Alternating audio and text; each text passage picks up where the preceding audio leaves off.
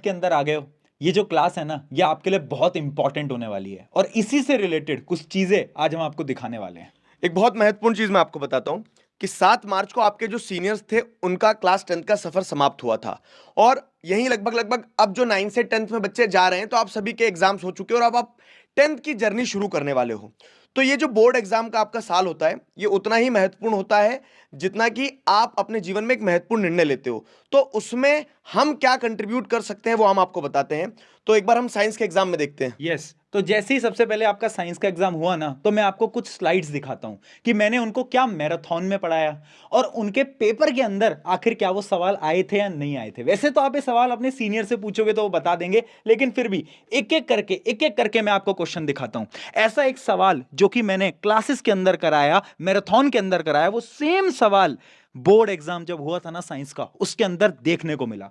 एक नहीं, इसके अलावा कितने और क्वेश्चन हैं आप देख सकते हो। ये सेम क्वेश्चन मैंने कराया और ये अगले ही दिन बोर्ड एग्जाम के अंदर दिख गया। और भी ऐसे कई क्वेश्चन है, आप देख सकते हो। ये एमसीक्यू का एक क्वेश्चन जो कि मैच द फॉलोइंग वाला होता है वो भी आ गया एकदम सेम। ये डायग्राम बेस्ड क्वेश्चन जो है वो भी एकदम सेम आ गया। कितने ऐसे क्वेश्चन हैं जो कि हमने क्लास के दौरान कराए, यानी मैराथन, ये आखिरी की मैं मैराथन सेशन की बात कर रहा हूं, उसमें क्वेश्चन कराया। फिजिक्स के कई न्यूमेरिकल्स जो कि लास्ट में कराए वो तक सेम आए। बायोलॉजी के डायग्राम से लेकर केमिस्ट्री की रिएक्शन तक सब कुछ जो पढ़ाई थी वो लास्ट के टाइम में ऐसे सेम देखने को मिली थी। कितने ऐसे क्वेश्चन हैं जो कि मैं आपको दिखा सकता हूं।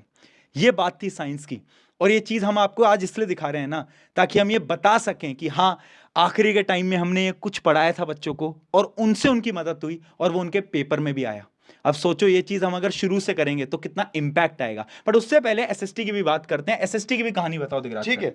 अब यहीं पे अगर सेम चीज आप देखोगे ना एसएसटी के एग्जाम में, तो एसएसटी एक थ्योरी सब्जेक्ट है, जैसे साइंस में भी आपका बायोलॉजी वगैरह थ्योरी सब्जेक्ट है।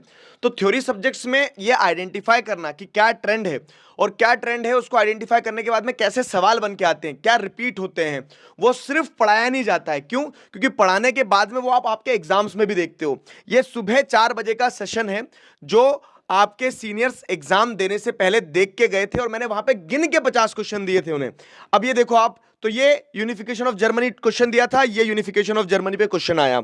सिमिलरली आप देखोगे यहां पे सेक्टर्स ऑफ इंडियन इकोनॉमी क्यों इंपॉर्टेंट है, ये सारा सब कुछ आपके 10th के सिलेबस में है। जब आप पढ़ना शुरू करोगे तो आप फील करोगे, और मैं पढ़ाते समय डे 1 से बताता हूं।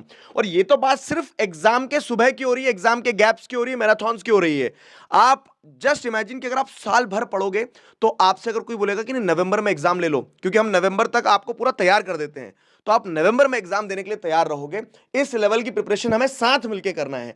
ठीक है, तो एक दिखाऊं, दो दिखाऊं, तीन दिखाऊं, कितने क्वेश्चन दिखाऊं? आप पेपर उठाओगे तो उस पेपर में आपको सारे क्वेश्चन सिमिलर दिखेंगे।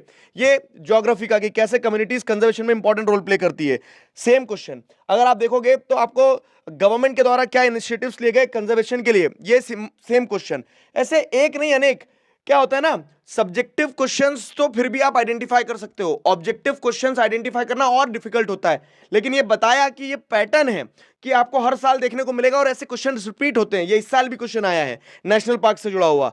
अब उसके बाद में आप देखोगे तो सिविक्स का क्वेश्चन ये रहा, सिविक्स के क्वेश्चन के बाद में आप देखोगे हिस्ट्री का क्वेश्चन, प्रिंट कल्चर का ये रहा। तो ये पूरी की पूरी जैसे आप देखोगे ना, तो जो बोल सकते हैं ना कि एक जुडिशियस तरीके से जो गाइडेंस दी जाती है बच्चों को, वो दी जाती है कहाँ? ये है आरंभ बैच की लेगेसी। यस, तो अभी तक जो भी हमने आपको दिखाया ना, ये सिर्फ मैराथन की कहानी थी। ये आखिरी के कुछ 3-4 दिन जो हमें गैप के मिले थे उसकी कहानी थी। उसके अंदर ना अगर आप मैच करोगे 80-90% पेपर्स तो ऐसे डायरेक्टली मैच हो रहे हैं।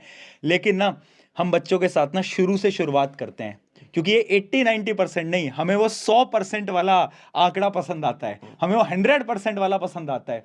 इसलिए हम ना चाहते हैं कि आप लोग भी शुरू से शुरुआत करो। जब आपकी 10th स्टार्ट होती है ना, तब से ये टीम, ये जो बेस्ट टीम है इंडिया की आपके साथ होती है, जिसके अंदर साइंस में पढ़ा रहा होता हूँ, एसएसटी दिगराज सर पढ़ा रहे होते हैं, मैथ आपके शोभित भैया पढ़ा रहे होते हैं, इंग्लिश मैग्नोलिया मैम, और हिंदी आईटी सब सारा सारा सब कुछ मिलेगा। और जैसे आपको आपके प्रशांत भैया ने भी बताया क्या कि हम वो 100% पे फोकस करते हैं, तो वो सिर्फ फोकस नहीं करते हैं, वो अचीव भी करते हैं। और इसका एविडेंस आपको देखने को मिलेगा पास्ट 2 ईयर रिजल्ट्स में, जो all India rank 1 500 out of 500 achieve करिए। तो इस पूरी कहानी का सार पता क्या है? उस पूरी कहानी का सार यह है कि आपकी मेहनत का एक कतरा भी जाया नहीं जाता है। तो हम लोग तैयार हैं आपके साथ मेहनत करने के लिए। ये प्रूफ है, ये लेगेसी है कि मेहनत करके सारे सपने अचीव हो सकते हैं। तो क्या आप तैयार हो? सवाल ये है। क्यों? Yes.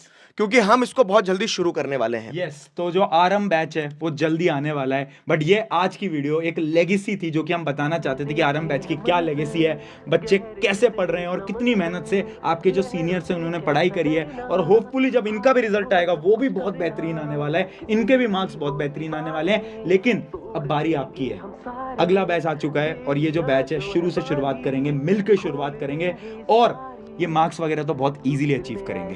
आपको मेहनत करना सीखना है और इस लेगेसी को कंटिन्यू करना है। तो कब, क्या, कैसे, अपडेट्स बहुत जल्दी आने वाली है। बिल्कुल, मिलते हैं फिर अपडेट्स के अंदर। अबर गली से नेक्स्ट स्टॉप, अबर गली से नेक्स्ट स्टॉप।